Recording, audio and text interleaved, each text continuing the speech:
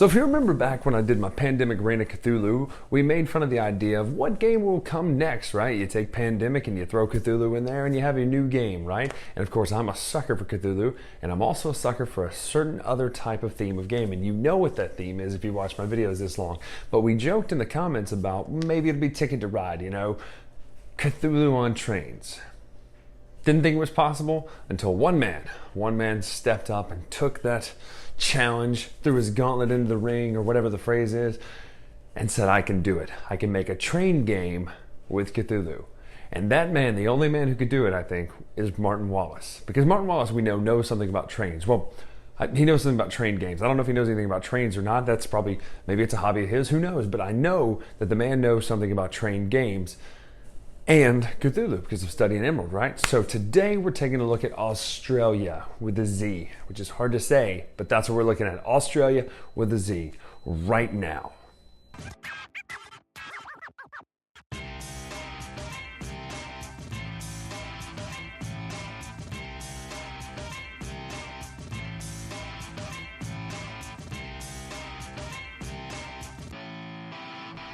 Again, as we walk these hallowed halls of train game after train game. But you'll notice on the other side is another champion of themes that is used an awful lot. That would be Cthulhu.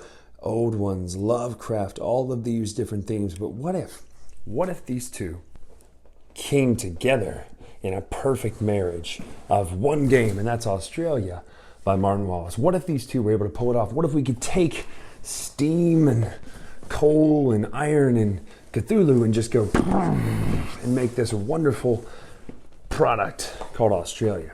Well, let's find out how you play Auztralia right now, because that sounds like such a weird and interesting concept. Okay, so it's hard to talk player boards before we talk player components. So let's look at player components right now. Everybody gets a baggie of components that looks something like this when it's laid out. Like this. Now, notice we'll zoom in here so you can really see what's going on. Everyone gets 3 sanity markers. That's how you get kicked out of a fight, basically. You have these 3 discs, which marks different things on the main board. These are your action cubes, which also double as the damage you do. Interesting point we'll talk about in a minute. Your railroad tokens, you get these to denote where you're building your railroad. Yes, that's right, railroad, because it's a train game. That's right. You also get these farms back here. These farms, you get, I think it's 1, 2, 3, 4, 5, 6, 7 of each type. You've got sheep, you've got cows, and you've got corn. The way those work, it's for an action on your player board, which let's talk about what the player board is right now. So here's what happens on your player board. You've got these different spaces. All of your cubes would go here in the headquarters. All of your goods would go here in the warehouse. You start with 2 iron. Yes, I know that's gold color, but it's iron. They're changing that. 2 iron, 2 coal, 4 gold. This also tells you that if you get a phosphate resource, you also get a gold, and it's worth 3 victory points at the end of the game. All of your acquired military units go down here. This is a chart to tell you which type of units are good against which type of enemies. So, you know, the loyalist infantry units are good against them. Armored cars, trains, artillery, and airships are average against them. When you have a fight, you will place them up here, and you will pay an action point per type of unit, except for airships and armored trains. So these 3, if you put any of those 3 in there, it's an action point per type of unit. Here are the actual actions in the game. So you have 2 different spaces for these 2. And the reason being for that is when you take an action, you put a wooden cube there. For every wooden cube that's on a space, you pay a coin. So if you've already gone there once, it would cost you a coin to go there again. So it's really nice of them to give you 2 train building ones. So this means for 2 units of time, we'll talk about what that means in a minute, you spend a coal and an iron, and you can build 2 pieces of track, a la, oh gosh, what's the game that does it? Railroad Revolution. 2 pieces of track on just the these 2 types of tiles, which is the brown tile and the tan tile. And it's the mountain and the prairie, I think is what it's called, but not the grassland tiles. You then have a second one here that costs 3 units of time to build 2 pieces of train on any types of tiles. So that'd be green, brown, or yellow. Same cost there. Mining means that anywhere your train route, and I'll show you what that looks like, is connected to any hex that's there, you can take all of one type of resource that's there. We'll talk about game setup in just a minute, so you'll see what that means. You have 2 of those slots. This one lets you take some of the personality cards up at the top. There are cool people that do different things. This one is hire or buy military units, so you pay a point and then you pay the cost in gold. The cost is in the bottom left. how much I'm sorry, the cost is in the top right, how much gold they cost, which is up there. The next one is import export. This is take an iron or coal or sell it for 1 point, by the way, 1 action point, or you can sell an iron and a coal for gold. You can do those actions twice, so one of the two. So basically you could just flat get a gold if you had nothing by taking one of these two and then instead selling it, or you could take 2 of the coal or iron that you already have and sell it for 2 gold. This is attack, so if there's an enemy on the board you can attack them. This costs the amount, like I said, the amount of units you put in the battle types. This is pull back all your cubes. This one is neat. So you have these farms. You notice you have the farms of cattle, corn, and sheep. What you do is, on your route, you'll see places you can put them. Any empty space, you can put these farms out.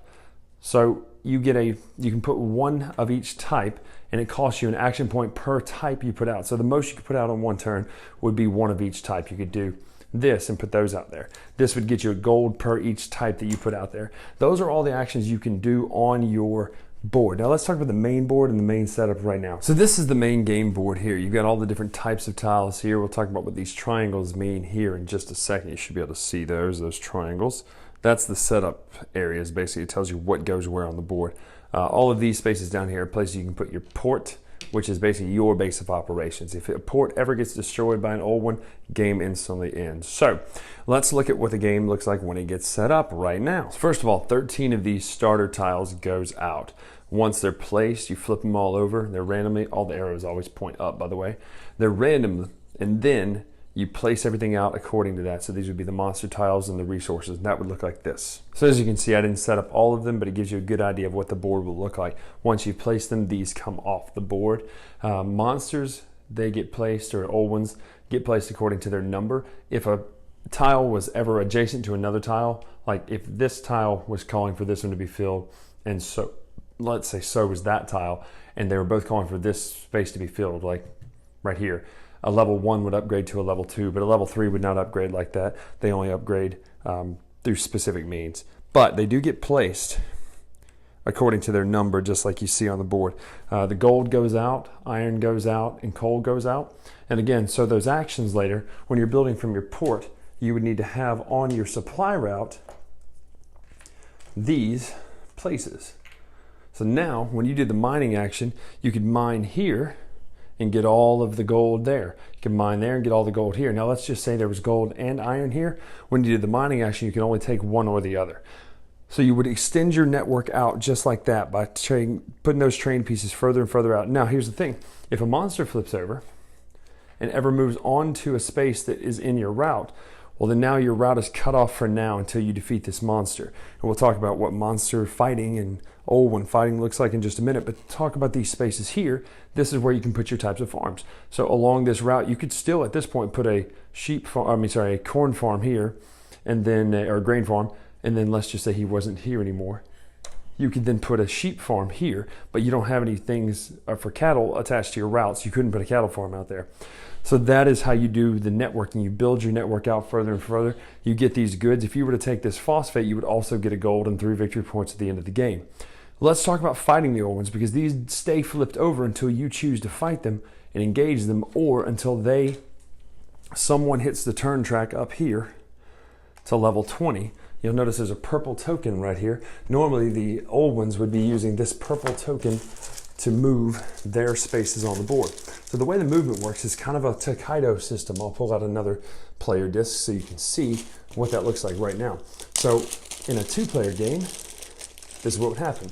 You would start up here at the 2-player slot. The person who's on top would be going first. The person who's on the bottom of the stack will go second, and so on. So let's just say the blue goes here by spending 2 points to do the train building. So they're building their route here for 2 points. Well, they would move their space 1, 2. Well, then red, let's just say if red did a 1 action point movement, well, then they can go again. And then if they pass them to here, then blue could go 1, then 1, 2, or 1, 2, 3, you know? The whole point, it works like Takedo. Now, at some point, when someone passes this purple token up here, the old ones become active. When the old ones become active, this is what happens. You've already set up an event deck with cards labeled 1, 2, and 3 for the different phases of the game, basically, for enough rounds in the game. So Event number 1 says, Assassination. Remove 2 of the rightmost personality cards from the display, draw replacements. So let's talk the personality cards first, and then we'll move on from there. Up at the top, you'll have a display of these cards which do different things. Some of them give you immediate bonuses. Some of them give you things that will affect you in battle in a good way. Some of them give you things that will give you victory point compounds at the end. Say like the farmers, for instance. I'll find you one of the farmers. The farmers are good about giving you victory points at the end of the game. Oh my goodness, let's see if I can find more.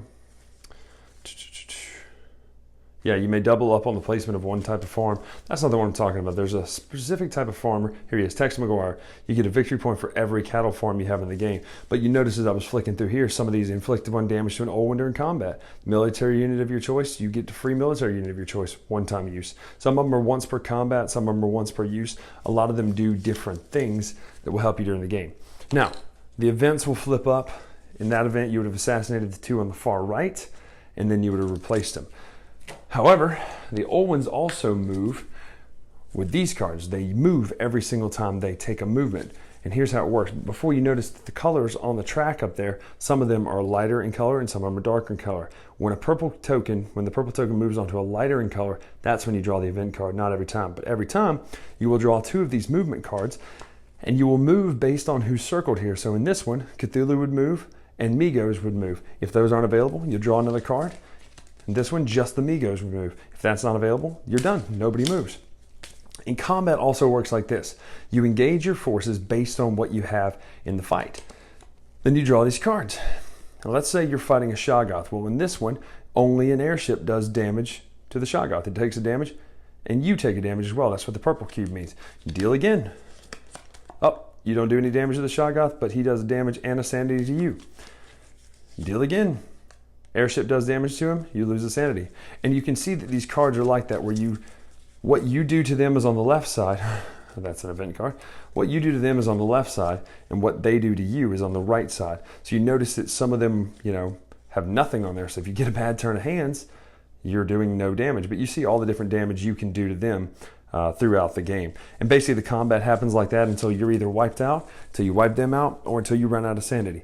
One thing of note, when the 53 marker is passed, the game ends, or when someone's port is destroyed.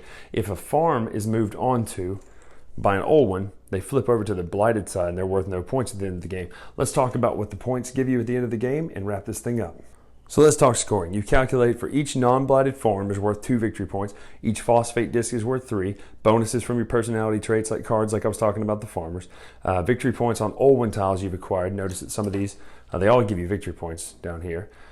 Some of them are worth more. Victory points on old one tiles that you've acquired. Victory point tokens in hand, so that you would acquire some in hand by splitting the fight, because sometimes you might split the damage on a fight, and that old one will die when it gets its threshold, which is down here. It's the black number in the bottom right, is that wound threshold. But some of them are so high that you couldn't do it by yourself. So if someone helps you, you split the victory points with that.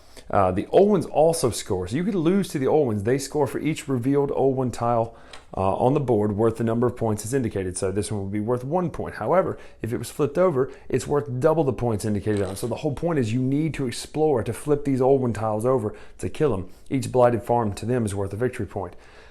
Record your points, and then player with the most is the winner. That sometimes might be the old ones.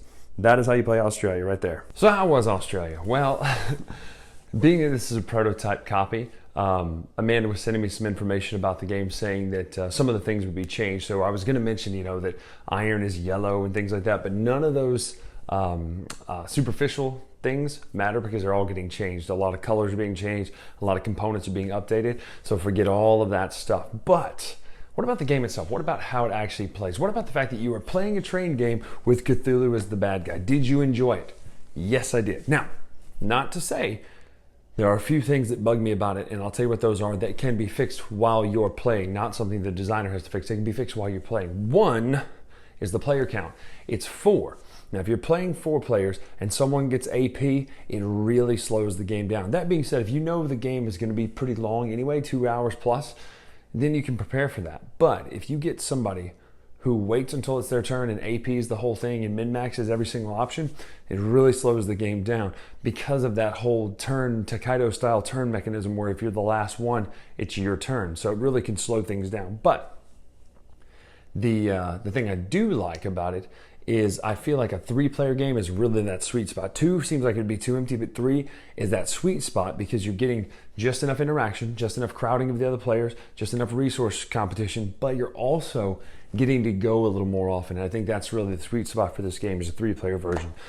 Things I like, I really like the action selection system where you have your cubes, but those cubes are also the damage for the bad guys. And if you don't have enough military might because your cubes are out there, you have to pull your cubes back. I like the pulling the cubes back mechanism. I like the fact that if you want to go somewhere you've already got a cube, you have to pay a coin per piece of wood. I think that's a really cool idea. I also like the idea that they gave the foresight to give you 2 mine spaces and 2 different train building spaces, so you're not like, oh gosh, I gotta pay to mine again.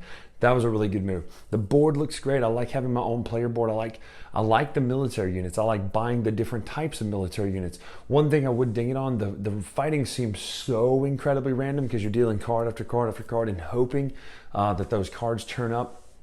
So where you have the chart at the bottom that tells you what is good against what, but sometimes it didn't quite feel like that mattered that much. I felt like I would do damage with something random that wasn't good against a zombie or against a Shoggoth, but ended up being good against it. So kind of weird on that, but that is the combat system. Just know that you're dealing cards and turning over cards and turning over cards and turning over cards until the battle's won. Either you run out of sanity, which I like that, by the way. I actually like that sanity kicks you out of the battle so you're not just going and going and going and going forever until someone dies. So really great looking game. I know this is a prototype and a lot of the components are being upgraded, but really great looking. I love the fact that it really is a train game with this kind of nebulous thought, this idea of the elder things attacking you. It's not a Cthulhu game that happens to take place on a train. It's not the cover of Eldritch Horror, for instance, right? It's actually a train game. It's actually an economic game with some military involved. So well done making that a Euro game to where it feels like a Martin Wallace train game, but one of the concepts just happens to be fending off and protecting your farms and protecting your port and fighting off Cthulhu. I think that's a really cool idea. I also like the idea that you get points for beating enemies, but that's not the only way to win the game. You can win the game by not doing that. Now it's a little bit more difficult, but you have some options, and I like the fact that there are in fact options on how you get your victory points. So I really like this. I think you'll like it too. I think if you like train games and you like Cthulhu, it's a win. If you don't mind a little bit of fighting, a little bit of thinking and spreading your thought, okay, I have to do the farming and economics, but I also have to think about fighting a little bit, then you're going to love it. The theming is really great. The train mechanics are good. I like the idea of how the train mechanics work. I love the board. I love the action selection. I love all of that. The turn, when it's other people's turn, does feel a little slow, like I said, in a 4-player game. So in a single game or in a 2 or 3 person game, plenty of time there. So I like how that the Cthulhu and the bad guys, the elder things become, or old ones become active at the 20th spot or so, which is great because it means you have some time to start building your engine, because you still need an engine to build. Building your engine so that it can roll through that time when it gets really tough. Those event cards, some of them are brutal. We thought, oh, big deal, it's just a temple. We'll save that for later. Then we hit one of those event cards that said, spawn a level 3 bad guy on every single temple, and that wrecked us. So that is Auztralia by Martin Wallace. Well done. Another good train game. Another great twist on a genre. I think that's the really cool thing here. It's a twist on a genre that could sometimes potentially be stale, but it's a good twist in a good direction. So well done, Martin Wallace. Excellent. Can't wait to see the final version of this. That's Auztralia. Go check out their Kickstarter and all that sort of stuff right now, or whenever you're watching this. Or if you're watching it later, just enjoy the game. Till then, this is Brian Drake with the Dice Tower. We'll see you. Thanks so much for watching the Dice Tower videos. Find more great videos and reviews, as well as our top-rated audio podcast at Dicetower.com. You can also find other great shows at Dicetowernetwork.com. I'm Eric Summerer, and you've been watching The Dice Tower. The Dice Tower is sponsored by Cool Stuff Inc., where you can find great games for great prices. Cool stuff in stock. Check them out at CoolStuffInc.com.